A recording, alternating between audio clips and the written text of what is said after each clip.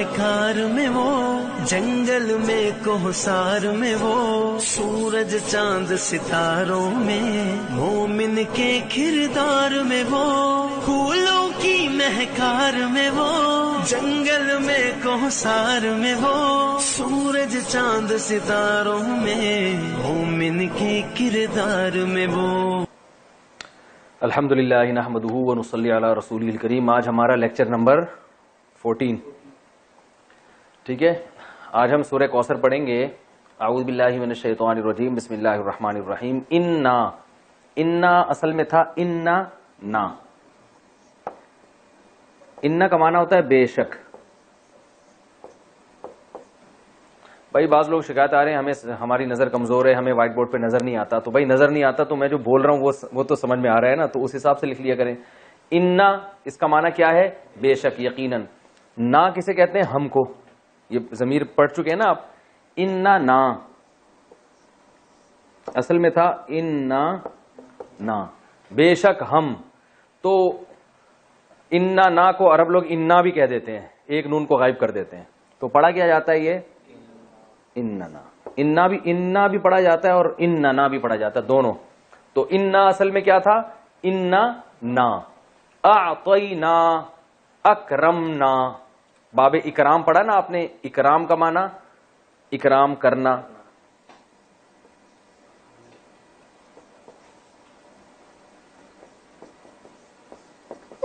تو اعطاین، یہ اکرام کا معنی کیا ہے؟ اکرام کرنا۔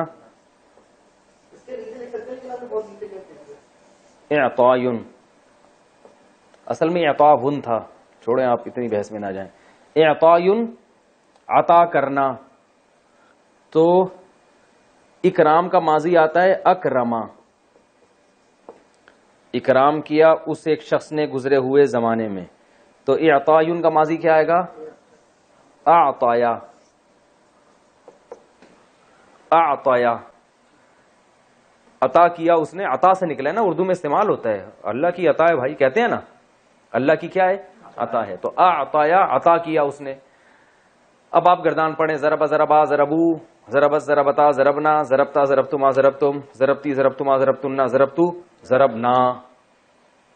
تو اعطی اکرمنا اعطینا، ٹھیک ہے نا۔ اکرما اکرما اکرمو اکرمت اکرمتا اکرمنا اکرمتا اکرمتما اکرمتم اکرمتی اکرمتما اکرمتمنا اکرمتو اکرمنا۔ اکرمنا اعطینا، عطا کیا ہم نے۔ بہت آسان ہے اگر دماغ استعمال کیا جائے۔ اعطینا جیسے اکرمنا، ٹھیک ہے۔ عطا کیا ہم نے۔ کا وہی ضمیر ہے، ہوا ہما ہم، ہما ہم، کا کما کم، کی کما کننا۔ تو یہ بتا چکا ہوں میں کا معنی آپ کو۔ تو خطاب رسول اللہ صلی اللہ علیہ وسلم کو ہے۔ انا اعطیناک الکوثر۔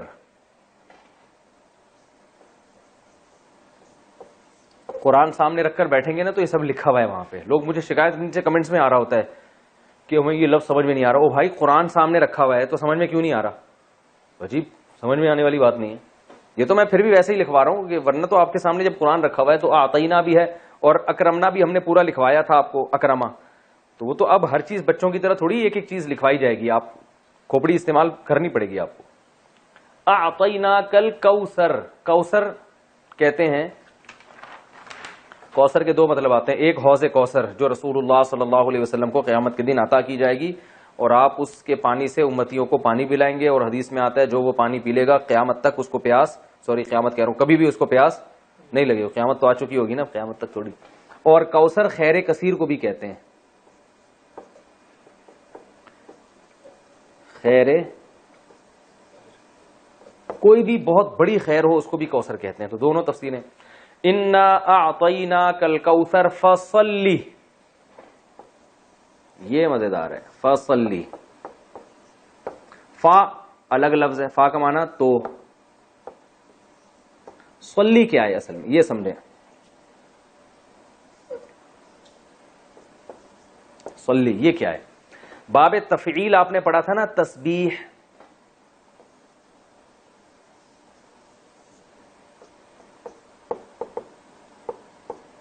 تسبیح. اس کا ماضی کیا آتا ہے؟ سبح. مضارع کیا آتا ہے؟ یسبح.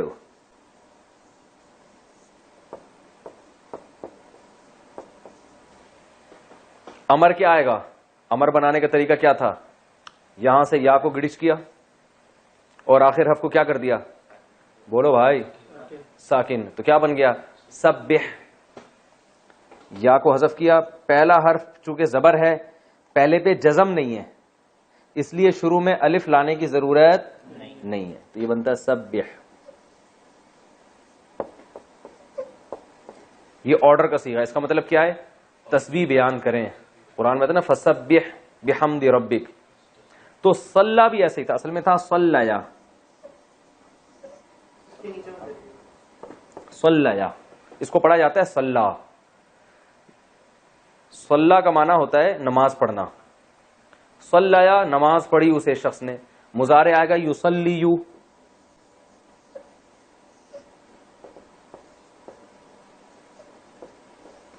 یصلیو جس کو پڑھا جاتا ہے یصلی. یہ یا آ رہا ہے نا, واو الف اور یا حروف گڑبڑیاں ہیں نا تو یہ چینج ہو جاتے ہیں. تو یہ پڑھا جاتا ہے یصلی. کیا پڑھا جاتا ہے؟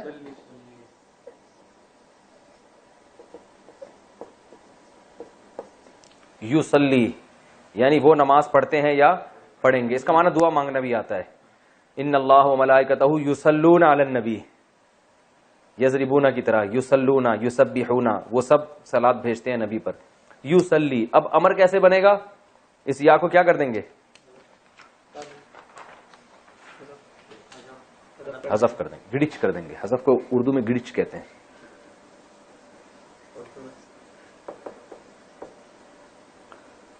یصلی. ٹھیک ہے نا. تسلی بھی یصلی بھی ایک ہی بات ہے. اس تا کو گرایا تو کیا بن گیا؟ صلی. آخری حرف کو کیا کرتے ہیں؟ ساکن کرنا چاہیے نا. جیسے یسبحو میں سبح تو صلی میں آخری حرف کو دیکھا یہ پہلے سے ہی ساکن ہے تو اب ہمیں تو کرنا ہے کچھ نہ کچھ. بس ہم نے ساکن کرنا ہے. امر بنا رہے ہیں ہم تو ہم نے کیا یار جو ساکن ہے نا اب اس کو مزید ساکن کرنے تو کر نہیں سکتے, اس کو اڑائی دو. اور ویسے بھی حروف گڑبڑی ہے نا, واو الف یا واول حروف ہیں تو یہ آگے پیچھے ہوتے رہتے ہیں. تو کیا کر دیا؟ صلی. تو یہ امر میں یہ آخری حرف میں اگر یہ یا رہا ہوتا ہے نا تو اس کو غائب ہی کر دیتے ہیں. سمجھ میں آ گیا؟ ٹھیک ہے. نہیں آیا تو صلی امر کا صیغہ ہے, بس یہ ذہن میں رکھو. باب تفعیل ہے تسبیح کی طرح. صلی. صلی کا معنی نماز پڑھو. تو بھی کہتے ہیں نا صلو علی الحبیب. یہ صلو علی الحبیب کیا ہے؟ یہ آپ کو گرین چینل میں ملے گا. صلو علی الحبیب اصل میں تھا صلیو. اب یہ گرین چینل والوں کو یہ بات کا پتہ نہیں ہے کہ نہیں کہ یہ اصل میں کیا تھا. صلیو علی الحبیب تھا اصل میں. سبحو کی طرح. جیسے سبح ابھی میں نے آپ کو بتایا اس کا معنی ہے تسبیح بیان کر تو ایک آدمی. سبحا تم دونوں. سبحو تم سب تسبیح بیان کرو. تو اصل میں تھا صلیو علی الحبیب. لیکن یا آ رہا ہے حروف گڑبڑی ہے تو صلیو میں گھمانا تھا تو انہوں نے سلو ہو گیا. کیا بنا دیا اس کو؟ سلو.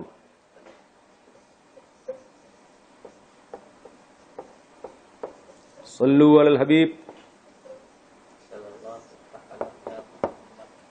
صلو کا مطلب صلات بھیجو حبیب صلی اللہ علیہ وسلم.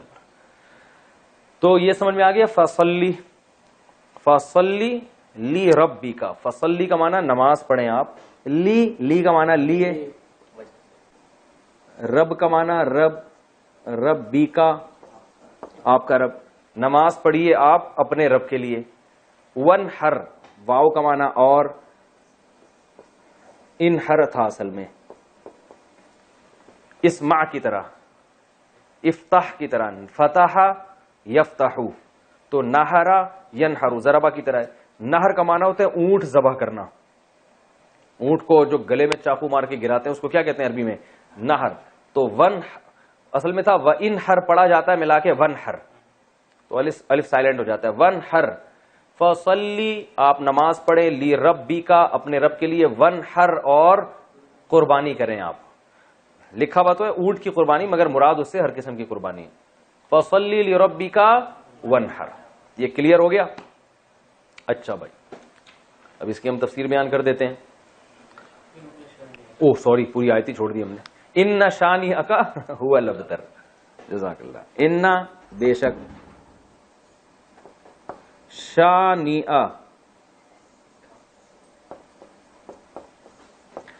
یہ جو شانئ ہے یہ لفظ اردو میں استعمال ہوتا ہے, اس کا معنی ہے دشمن.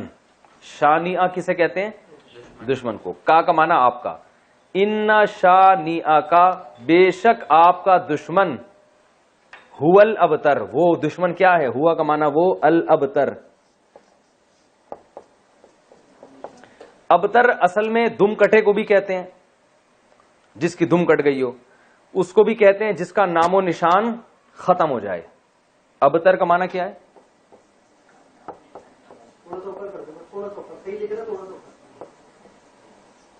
نام و نشان باقی نہ رہے. لکھا ہوا سمجھ میں نہیں آ رہا تو پڑھا ہوا تو سمجھ میں آ رہا ہے نا. ابتر جس کا نام و نشان باقی نہ. اردو میں استعمال ہوتا ہے یار میری تو حالت ابتر کر دی ہے اس نے, کہتے ہیں نا اتنی ابتر حالت ہے. مشکل اردو میں استعمال ہوتا ہے لیکن ہوتا بہرحال ہے. ابتر بہت بری حالت ہو گئی ہے, یعنی اچھے معنی میں استعمال نہیں ہوتا. ابتر میں لکھ دیتا ہوں.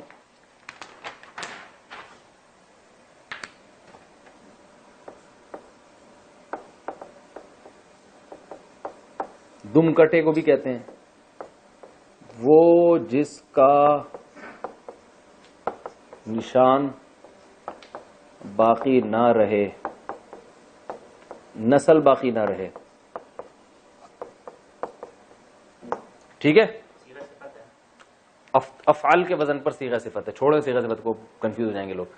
ابتر بس کہتے ہیں, کس کو کہتے ہیں؟ ہے تو صیغہ صفت. افعل جیسے اعما, اسممو, ہاں عیب کے معنی میں ہے نا. اور اعور جیسے میں نے مثالیں دی تھی, اس کی مؤنث آتی ہے بترا. اچھا خیر, تو ان نشانیوں کا ہو الابتر قرآن کی مختصر ترین صورت. تو ہم آگے قل یا ایھا الکافرون بھی حل کر لیتے ہیں, پھر دونوں صورتوں کی تفسیر ایک ساتھ ریکارڈ کروا دیتا ہوں. ٹھیک ہے, اگلی صورت ہے قل یا ایھا الکافرون. قل کیا ہے اصل میں؟ قل بہت استعمال ہوا ہے قرآن میں. اصل میں تھا قوالا, قوالا یقبلو, قوالا یقبلو. جیسے نصرہ ینصرو, نصرہ ماضی, ینصرو مضارع. واو حروف گڑبڑی ہے. قوالا کو قالا پڑھتے ہیں, یقبلو کو یقولو پڑھتے ہیں. یقولو کو کیا پڑھتے ہیں؟ یقولو.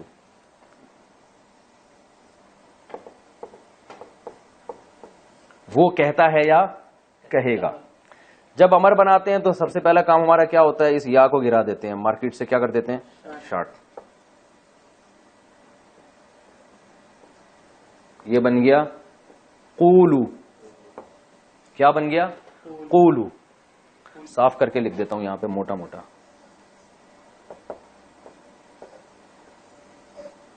قولو بن گیا. امر بناتے ہوئے کیا کرتے ہیں؟ آخر کو ساکن کرتے ہیں, بن گیا قول.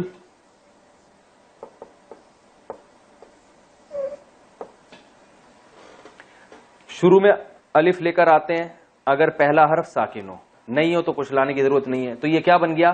قول. اس کا معنی ہے کہو, ایک آدمی سے خطاب ہو رہا ہے, کہہ. اب قول اتنا لمبا ہے اور یہ ہے بھی واو گڑبڑی حرف ہے, تو عرب نے اس کو بنا کے دیا قل. اب قول کون بولے گا بھائی؟ اتنی دیر اس کی بات کرنے میں نہیں لگی جتنی دیر آپ کو اس کے کہنے میں لگ رہی ہے. بھائی میں آپ سے کہتا ہوں بات کریں, اور بات کرنے کا لفظ اتنا لمبا میں نے کھینچ دیا کہ آپ کے ٹائم ختم ہو چکا ہے. ایسا ہی کہ آپ نے جتنی دیر میں مجھے بات کرنے کے لیے کہا ہے تو میرے بات کرنے کا ٹائم بھی آپ پی گئے ہیں. تو اگر آپ بولیں نا قول, وہ کہے گا قول کچھ کہنے کے قابل چھوڑا نہیں ہے, ٹائم ختم ہو گیا, میٹنگ کا ٹائم, آپ جا سکتے ہیں. تو اس لیے عربوں نے کیا کیا؟ قول کو شارٹ کر کے کیا کر دیا, اور بہت اچھا کام کیا. صحیح ہے نا, بالکل مناسب کام کیا. جب قل سے بات بن رہی ہے تو قول کہنے کی ضرورت کیا ہے؟ تو انہوں نے قول کو بنا دیا قل. یہ عربی اہل لغت کی بات کر رہا ہوں, یہ نبی صلی اللہ علیہ وسلم سے پہلے جو عرب تھے نا, زبان تو خود ہی نیچرل اس میں بن جاتی ہے نا, تو یہ بن گیا قل. قل کا معنی کہے. ٹھیک ہے نا, قول سے نکلا ہے. قول اردو میں استعمال ہوتا ہے, بات کو کہتے ہیں. دو بندوں کو بولیں گے تو قولا، قولو، قولی، ٹھیک ہے نا. اچھا قل کہہ دیں، یا کا معنی کیا ہے؟ اے. اردو میں استعمال ہوتا ہے یا اللہ، ہم کہتے ہیں نا یا اللہ، اے اللہ. قل یا ایھا الکافرون. ایھا، یہ ایھا کا لفظ بہت استعمال ہوا ہے. ایو کا مطلب ہوتا ہے یہ صرف یوں سمجھ لیں کہ ایک تنبیہ کے لیے لگایا جاتا ہے. جیسے ہم کہتے ہیں ارے، اور ہا کا معنی بھی ایک تنبیہ، ہا یعنی ادھر متوجہ ہو جاؤ. تو اب اتنی گہرائی میں آپ کو جاننے کی ضرورت نہیں ہے، بس ایھا کا مطلب کیا؟ ارے ہو، ارے ہو، ارے بھائی. جیسے ہم اردو میں کہتے ہیں نا، تو ارے بھی کر سکتے ہیں اس کا ترجمہ لیاری کی زبان میں اڑے، ٹھیک ہے نا، اڑے کہتے ہیں اسے. ہمارے ارے بھی. ایھا کا معنی او، اے، یا کا معنی اے، ایھا کا معنی او. اے او الکافرون، اے او کافروں.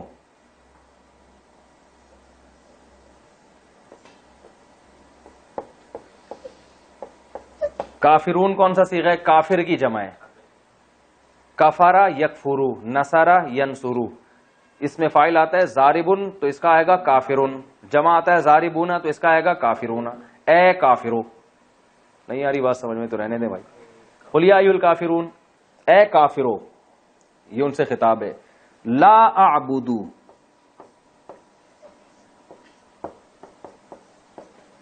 اعبد انصرو کی طرح. انصرو میں مدد کرتا ہوں، اعبد میں عبادت کرتا ہوں. لا اعبد میں عبادت نہیں کرتا. لا اعبد ما، یہ جو ما ہے نا اس کے بہت سارے معنی آتے ہیں. ایک معنی اس کا الذی والا بھی آتا ہے.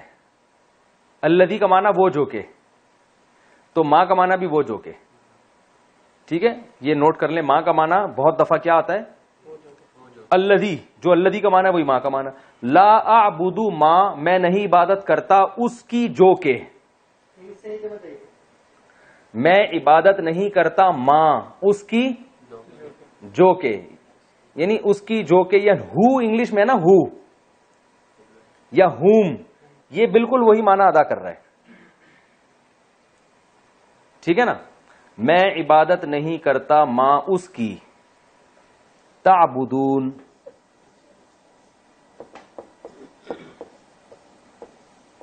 تعبدون تنصرون کی طرح. تنصرو تم مدد کرتے ہو، تنصرو، تنصرانی، تنصرون تم سب مدد کرتے ہو. تعبدون تم سب عبادت کرتے ہو. مطلب کیا ہو؟ میں عبادت نہیں کرتا ماں اس کی، تعبدون تم عبادت کرتے ہو جس کی. بہت آسان. میں عبادت نہیں کرتا اس کی جس کی عبادت تم کرتے ہو. ولا، واو کا معنی اور، لا کا معنی نہیں، انتم کا معنی انتم. میں نے بتایا تھا نا انٹی اور انتم کا فرق بتایا تھا. انتم عابدون، ضاربون کی طرح، کافرون کی طرح، قاتلون کی طرح. قاتل قتل کرنے والا، قاتلون بہت سارے. تو عابد عبادت کرنے والا، عابدون بہت سارے عبادت کرنے والے. تو ولا انتم، اور نہیں ہو تم بھی، عابدون عبادت کرنے والے، کیونکہ انتم بہت سارے ہوتے ہیں نا، تم سب کو خطاب ہے. تو عابد کے بجائے عابدون. ولا انتم عابدون، اور تم عبادت کرنے والے نہیں ہو. اس میں فاعل ہے یہ. ولا انتم عابدون ما اس کی، ولا انتم عابدون ما اعبد، اور تم عبادت کرنے والے نہیں ہو اس کی جس کی میں عبادت کرتا ہوں.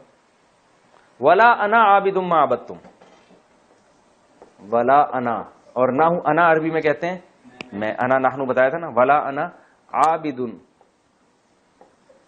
یہ اس میں فاعل ہے. اور نہ میں عبادت کرنے والا ہوں. ولا انا عابد ما اس ذات کی، عبدتم، عبد تم تھا اصل میں، پڑھتے عبدتم ہے. ضربتم کی طرح، نصرتم. بھائی دیکھو نا، ضربا ضربا ضربو، ضربت ضربتا ضربنا، ضربتا ضربتما ضربتم. تم سب مارتے ہو. عبدتم تم سب عبادت کرتے ہو. ولا انا عابد، اور نہ ہی میں عبادت کرنے والا ہوں ماں اس معبود کی، عبدتم جس کی تم عبادت کرتے ہو. پھر دوبارہ تکرار کیا اسی مضمون کا. ولا انتم عابدون ما اعبد، یہی آیت دوبارہ آئی ہے. اور نہ تم عبادت کرنے والے ہو ماں اس ذات کی، عابد جس کی عبادت میں کرتا ہوں. لکم، لام کا معنی لیے، کم کا معنی تمہارے. لکم دینکم،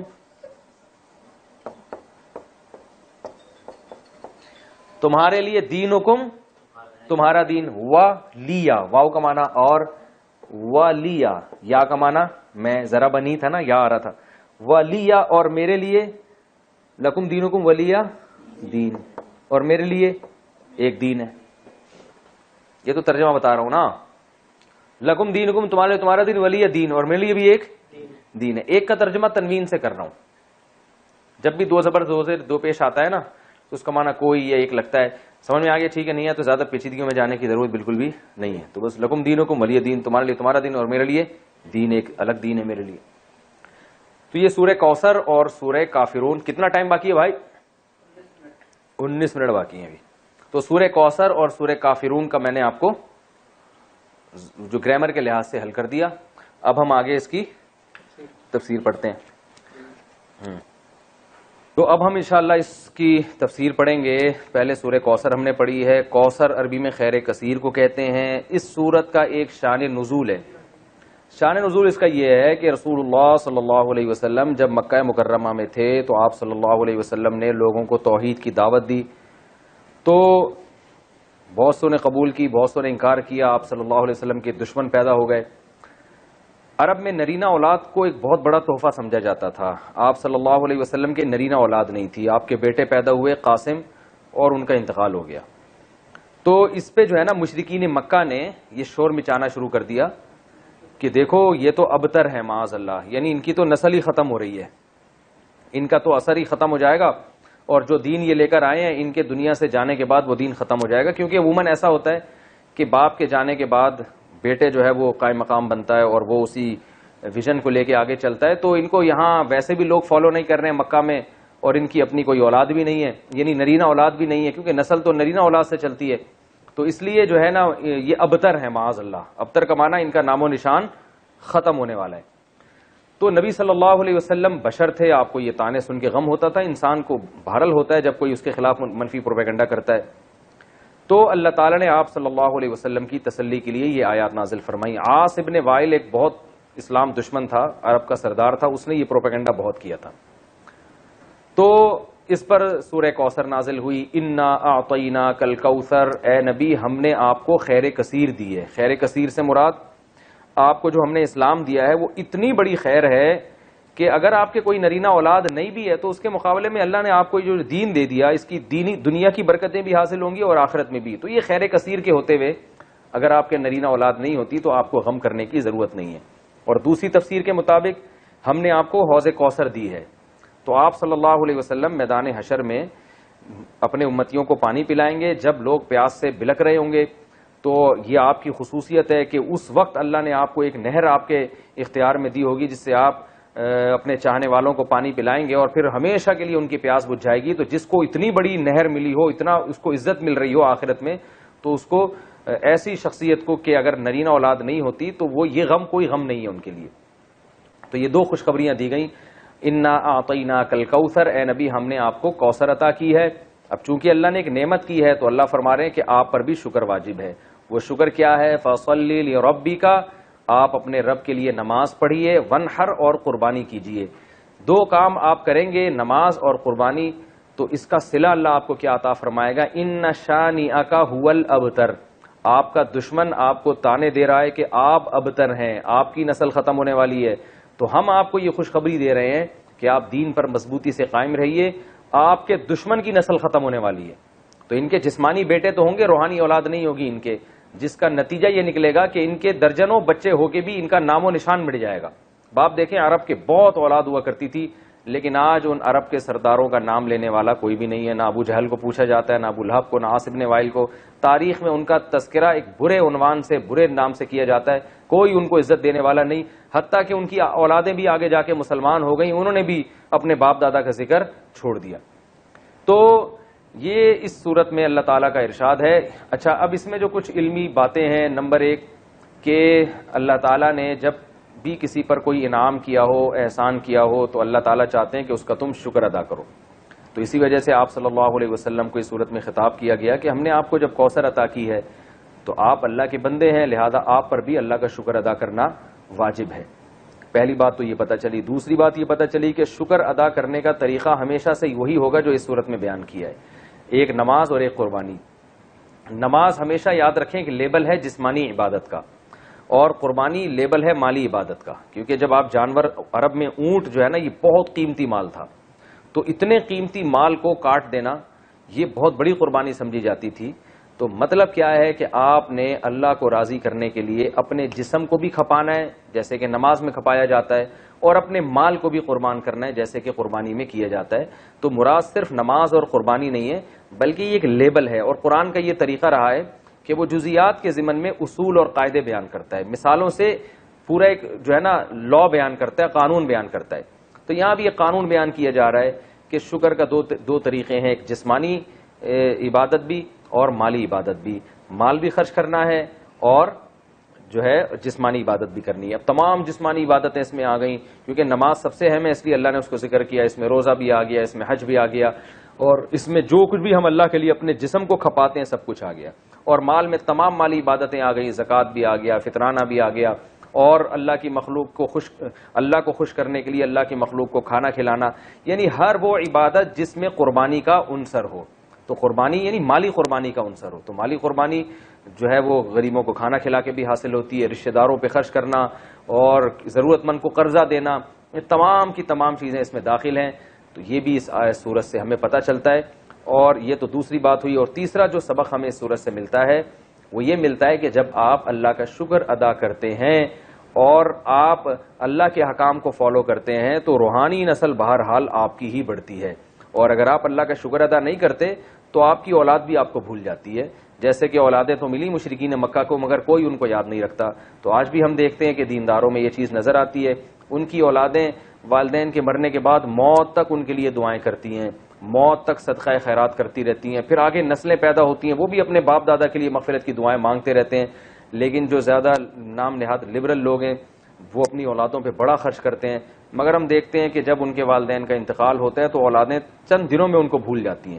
جتنا دین سکھایا ہوگا آپ کی اولاد آپ کو اتنا ہی یاد رکھے گی، اور آپ کی نسلیں آپ کو اتنا ہی یاد رکھیں گی، اور جتنا آپ نے اپنی اولاد کو دین سے دور کیا ہوگا تو آپ کی اولاد وراثت تو دبا کے لے گی، آپ سے سارے فائدے اٹھائے گی مگر آپ کو یاد نہیں رکھے گی۔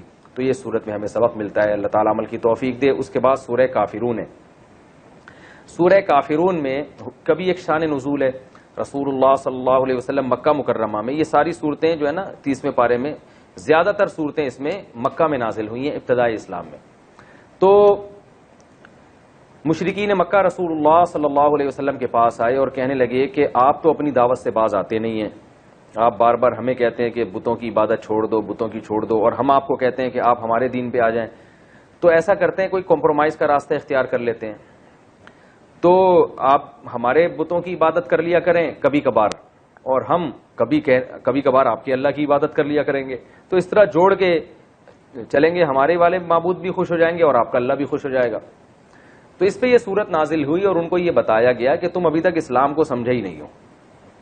اسلام کا جو کچھ دعوت ہے وہ یہ ہے کہ یہ بت اللہ کے ساتھ عبادت میں شرکت کے لائق، اسلام تو شرکت کی نفی کر رہا ہے۔ شرکت کا مطلب اللہ کے ساتھ غیر اللہ کی عبادت، یعنی اللہ کی بھی اور غیر اللہ کی بھی یہ نہیں ہوگا۔ اسلام کا دعویٰ ہے کہ عبادت صرف اللہ ہی کی ہوگی، تو میں اگر اللہ کے ساتھ ان کی عبادت کر لوں تو میں تو اپنے دعوے میں ہی جھوٹا ہو گیا، تو اسلام کی دعوت تو پھر ختم ہو گئی۔ تو اللہ کے ساتھ ان معبودوں کی عبادت کر لی تو یہ کون سا کمال کر دیا۔ تو یہ توحید جو ہے نا، عقیدہ توحید، یہ اس سورت کا جسے کہتے ہیں نا سینٹرل آئیڈیا، یہ سورت کا جو اصل پیغام ہے وہ یہ ہے کہ اے نبی آپ ان کو دو ٹوک الفاظ میں واضح لفظوں میں بتا دیں کہ تم جن معبودوں کی عبادت کر رہے ہو مجھ سے اس کی امید مت رکھو کہ میں عبادت کروں گا، اور تمہاری ہٹ دھرمی دیکھ کے پتہ چل رہا ہے کہ تم نے بھی میرے معبود کی عبادت نہیں کرنی ہے، اور ویسے بھی اگر تم ان معبودوں کی عبادت کر کے میرے معبود کی عبادت کرو گے بھی، اللہ کی عبادت، تو اللہ اس عبادت کو قبول نہیں کرے گا، لہذا وہ عبادت کرنا نہ کرنا برابر ہے، تو اللہ کی نظر میں تم عبادت نہ کرنے والے ہی کہلاؤ گے۔ تو یہ سورت کا مضمون ہے، قل یا ایھا الکافرون، اے نبی آپ کافروں سے کہہ دیجئے، لا اعبد ما تعبدون، میں ان معبودوں کی عبادت نہیں کرتا جن کی عبادت تم کرتے ہو، ولا انتم اور نہ ہی تم عابدون عبادت کرنے والے ہو، ماں اس معبود کی، عابد جس کی میں عبادت کرتا ہوں۔ اب سوال پیدا ہوتا ہے وہ تو تیار تھے عبادت کرنے کے لیے، تو نبی ان سے یہ کیوں کہہ رہے ہیں کہ تم بھی اس کی عبادت کرنے والے نہیں ہو جس کی میں عبادت کر رہا ہوں؟ وہ نبی اس لیے کہہ رہے تھے کہ تم اپنے نظریے کے مطابق اگر میرے معبود کی عبادت کر بھی لو تو اللہ کی نظر میں تم اللہ کی عبادت کرنے والے کہلاؤ گے ہی نہیں، کیونکہ اللہ اس عبادت کو مانتا ہی نہیں ہے جس میں اللہ کے ساتھ کسی کو شریک کیا جائے۔ اس لیے بتا دیا کہ تم بھی میرے معبود کی عبادت کرنے والے نہیں ہو۔ تم اس خوش فہمی میں نہ رہو کہ تم ادھر بتوں کی بھی عبادت کرو گے اور اللہ کی بھی عبادت کرو گے تو کچھ دین حق کا حصہ تمہیں بھی مل جائے گا اور کچھ اللہ تمہیں کچھ نواز دے گا اس پہ، تو اس خوش فہمی میں مبتلا مت رہو۔ ولا انتم عابدون ما اعبد، تم کون سا عبادت کرنے والے ہو؟ اس معبود کی جس کی میں عبادت کرتا ہوں، تو وہ عبادت تمہاری ہونا نہ ہونا برابر ہے۔ تو جیسے تم اپنے ہٹ دھرمی پہ قائم ہو اور شرک کر رہے ہو اور تم اللہ کی عبادت نہ کرنے والے شمار ہو رہے ہو، تو ایسے بھائی ہم بھی پھر اپنے دین پر مضبوط ہیں، ہم بھی تمہارے معبودوں کی عبادت نہیں کریں گے۔ تو اسی آیت کو پھر دوبارہ دہرایا گیا تاکید کے لیے کہ ولا انا عابد ما عبدتم، نہ میں اس کی عبادت کرنے والا ہوں جس کی عبادت تم کرتے ہو، ولا انتم عابدون ما اعبد، یعنی اسی مضمون کو تکرار کیا گیا۔ قرآن میں ایسا ہے کہ ایک آیت کو بار بار تکرار کیا گیا ہو تاکید کے لیے، جیسے ہم کسی کو بات سمجھاتے ہیں نا تو ایک دفعہ کہتے ہیں، پھر 2 دفعہ کہتے ہیں، پھر 3 دفعہ کہتے ہیں، تو یہ عرب کا ایک دستور تھا، اس طرح سے بات کو سمجھایا کرتے تھے۔ قرآن میں اس کی بہت مثالیں ملتی ہیں۔ تو اللہ نے فرمایا کہ آپ ان سے کہہ دیجئے کہ تم بھی اس کی عبادت نہیں کرتے جس کی میں عبادت کرتا ہوں، اور ولا انا عابد ما عبدتم، اور نہ میں اس کی عبادت کروں گا جس کی تم عبادت کرتے ہو۔ تو نہ فی الحال ایسا ممکن ہے، نہ مستقبل میں ایسا ممکن ہے۔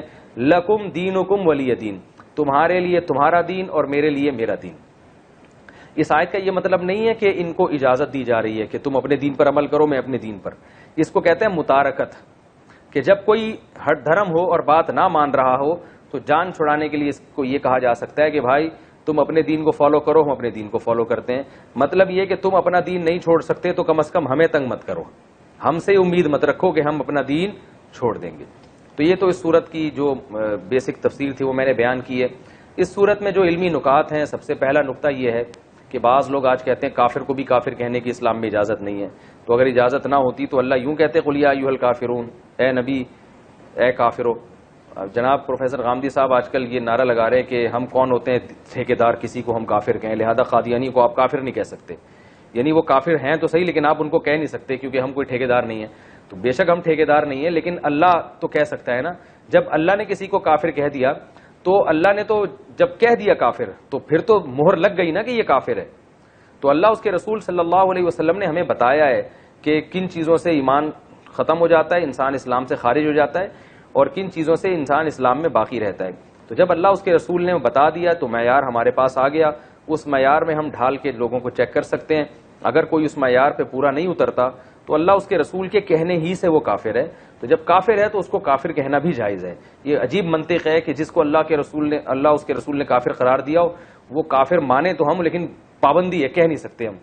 یہ ایسے ہی ہے جیسے ایک آدمی کو کہہ دیا کہ یہ بیمار ہے، ڈاکٹروں نے آپ کو بتا بھی دیا کہ ثبوت بھی دے دیے کہ بھئی اس کا وائرس پازیٹیو آیا ہے اور سب کچھ بتا دیا، آپ نے کہا ڈاکٹر کہہ رہے ہیں کہ یہ بیمار ہے لیکن ہمیں گورنمنٹ نے ہمیں اس کو بیمار کہنے پر پابندی لگائی ہے، تو بھائی اور ہم ٹھیکیدار نہیں ہیں کہ ہم کسی کو بیمار کہیں، بھائی ہم نہیں ہیں لیکن ڈاکٹر کا تو یہ رائٹ ہے نا کہ وہ چیک کر کے بتائے۔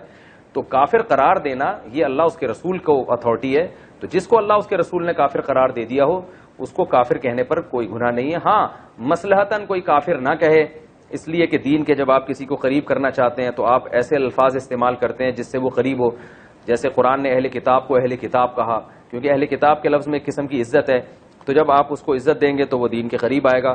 تو اس نیت سے اگر کوئی وقتی طور پر کسی کافر کو کافر نہیں کہتا تو اس میں کوئی حرج نہیں ہے دین کے قریب لانے کے لیے، لیکن علی الاطلاق پابندی لگا دینا کہ قادیانیوں کو کافر نہیں کہا جائے گا اور فلاں کو کافر نہیں کہا جائے گا، تو وہ جو کافر ہے وہ تو کافر ہی کہا جائے گا اس کو۔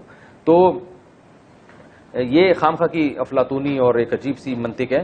تو قرآن نے بھی کافر کہا اور نبی کو بھی کہا کہ اے نبی آپ یوں کہہ دیے اے کافر ہو۔ کافر کا معنی انکار کرنے والا، اے انکار کرنے والو، اے اللہ اس کے رسول کا انکار کرنے والو۔ تو لا اعبد ما تعبدون، جس کی تم عبادت کرتے ہو میں اس کی عبادت نہیں کر سکتا۔ تو پہلا علمی نقطہ کیا پتا چلا کہ کسی کافر کو کافر کہہ سکتے ہیں بشرطے کہ مصلحت کے خلاف نہ ہو۔ دوسرا علمی نقطہ ہمیں یہ پتا چلا کہ جب آپ کسی کو بھی دین کی دعوت کی طرف لے کر آئیں تو ایک حد تک محنت کریں، اور جب آپ نا امید ہو جائیں اسباب کی دنیا میں تو پھر آپ برات کا اعلان کر دیں. یعنی یہ ہر کافر کے بارے میں نہیں ہے، یہ سورت تو ان کافروں کے بارے میں نازل ہوئی نا جو ہٹ دھرم تھے، ضدی تھے، ایمان لانے کے لیے کسی قیمت پہ تیار ہی نہیں تھے. تو ایک اسٹیپ ایسا آتا ہے کہ اس میں آپ کو یہ کہنے کی اجازت ہے کہ بھئی ہم تم سے بری ہیں، لکم دینکم ولی دین، تمہارے لیے تمہارا دین اور ہمارے لیے ہمارا دین. کیونکہ اب ہمیں تمہارے انداز سے اور تمہارے عمل سے پتہ چل گیا، ایک اندازہ ہو گیا کہ تم ہمارے دین کو فالو کرنے والے نہیں ہو. تو اب ایسی صورت میں بجائے اس کے کہ آپ دوبارہ پھر ان سے چپکے رہیں، اس کا نقصان یہ ہوتا ہے کہ برے ماحول کا آپ پہ بھی اثر پڑتا ہے، تو ان سے کنارہ کشی اختیار کر لی جائے. بھائی اگر آپ کو اسلام سمجھ میں نہیں آ رہا تو جیسے آپ جو سمجھ میں آ رہا ہے پھر اس پر کرو، اللہ آخرت میں خود ہی فیصلہ کر دے گا.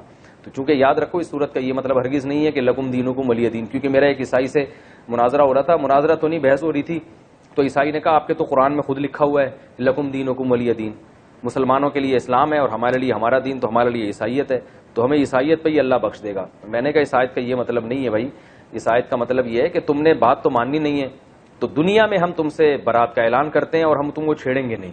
تم اگر اسی دین کو فالو کرتے ہو تو کرتے رہو، اللہ خود ہی قیامت میں حشر جو ہے نا وہ تمہارا کر دے گا اور اللہ خود ہی انتقام لے لے گا. کیونکہ القرآن یفسر بعضہ بعضا، قرآن کی ایک آیت دوسری آیت کی تفسیر کرتی ہے. دوسرے مقام پہ اللہ نے فرمایا ان الدین عند اللہ الاسلام، دین اللہ کی نظر میں صرف اسلام ہے. اور ایک اور جگہ فرمایا وَمَن يَبْتَغِي غَيْرَ الْإِسْلَامِ دِينًا فَلَن يُقْبَلَ مِنْهُ، جو اسلام کے علاوہ کسی اور مذہب کو فالو کرے گا ہرگز قیامت کے دن قبول نہیں کیا جائے گا. وَهُوَ فِي الْآخِرَةِ مِنَ الْخَاسِرِينَ، اور وہ آخرت میں خسارے والوں میں سے ہوگا. تو اللہ جب ایک جگہ واضح لفظوں میں فرما رہے ہیں کہ اسلام کے علاوہ کوئی دین قابل قبول نہیں ہے، تو اللہ کیسے پرمیشن دے سکتے ہیں لکم دینکم کہ تم جس دین کو فالو کرتے رہو؟ تو کوئی فالو کرنے کی اجازت نہیں ہے. صرف بتانا یہ مقصد ہے کہ تم اگر ہماری بات نہیں مانتے تو دنیا میں تم اسی دین کو فالو کرو، ہم زبردستی اپنا دین تم پر مسلط نہیں کریں گے، ہم زبردستی تم سے بحث مباحثہ کر کے تمہیں زبردستی لانے کی کوشش نہیں کریں گے. یہ مطلب ہے. اور اسی مفہوم کی آیت سورہ آل عمران میں لا اکراہ فی الدین، دین میں زبردستی نہیں ہے. قد تبین الرشد من الغی، زبردستی نہ ہونے کی اللہ نے وجہ بھی بیان کر دی کہ صحیح راستہ، رشد والا راستہ وہ غی یعنی گمراہی والے راستے سے بالکل واضح ہے. یعنی اللہ نے صحیح جو راستہ ہے نا وہ دودھ کا دودھ پانی کا پانی، اس طرح سے اللہ نے سب کے سامنے واضح کر دیا ہے. تو جب اللہ نے اسلام کو اتنا واضح کر دیا، ہدایت کے راستے کو اتنا واضح کر دیا، تو زبردستی لانے کی اب ضرورت نہیں ہے. کیونکہ جو زبردستی آئے گا وہ چلے گا تھوڑی زبردستی، وہ حجت تمام ہو چکی ہے، سب کو پتہ چل گیا ہے کہ صحیح کیا ہے اور غلط کیا ہے. تو یہ تمام آیتوں کو آپ ملاتے ہیں تو صاف پتہ چلتا ہے کہ لکم دینکم ولی دین کا یہ مطلب ہرگز نہیں ہے کہ تم اپنے دین کو فالو کرو، تمہیں اجازت ہے. نہ نہ نہ نہ، دنیا میں اجازت ہے، آخرت میں سزا ملے گی. اور تیسرا نقطہ اس آیت سے ہمیں یہ بھی پتہ چلتا ہے کہ کسی کو زبردستی مسلمان نہیں بنایا جا سکتا.